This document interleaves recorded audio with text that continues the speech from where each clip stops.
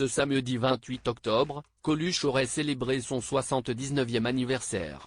L'occasion de revenir sur son succès dans le film Ciao Pantin qui lui a valu le César du meilleur acteur en 1984.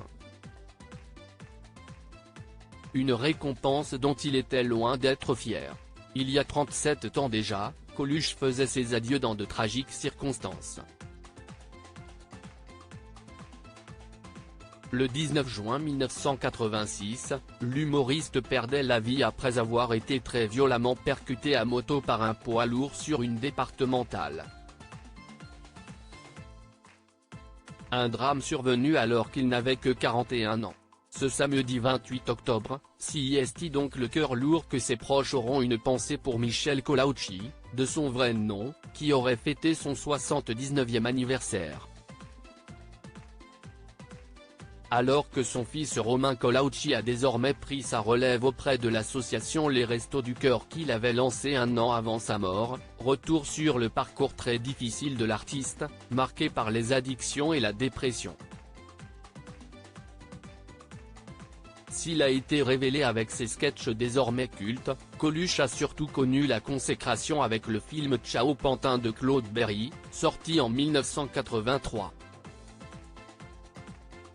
Coluche blasé par son succès dans Ciao Pantin dans le long métrage, il incarne le personnage de Lambert, un pompiste de nuit plongé dans la solitude et l'alcool. Un rôle poignant qui lui permet de recevoir le César du meilleur acteur en 1984. Pourtant cette récompense est très loin d'honorer Coluche comme l'a dévoilé son grand ami Gérard Lanvin dans les colonnes du magazine GQ, en 2008.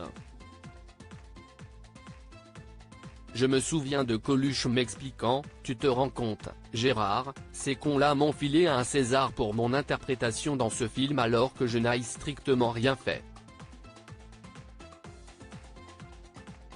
On m'a juste filmé dans ma déprime. » Si est vrai qu'il allait très mal, à fond en même temps dans la cocaïne, l'héroïne et le pinard, a révélé l'acteur qui a été témoin à l'époque de la détresse de l'humoriste.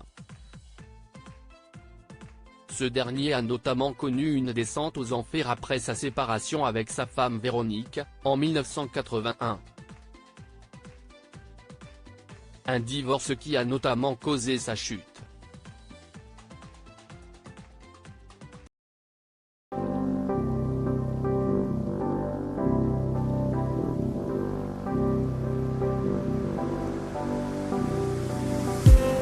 I just need